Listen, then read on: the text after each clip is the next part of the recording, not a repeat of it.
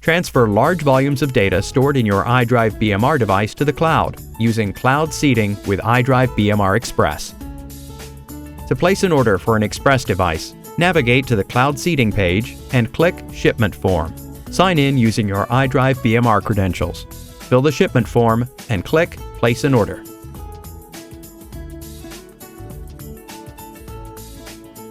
Once you confirm the order, we will ship the device to you with all the required accessories and instructions.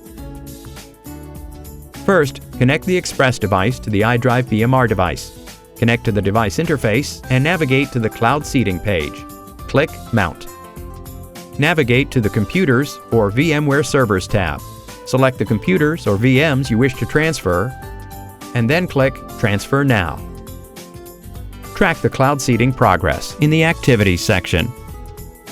Once completed, ship the Express device to the mentioned return address.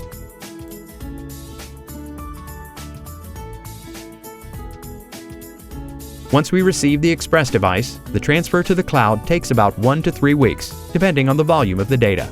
Our representative will contact you with the details.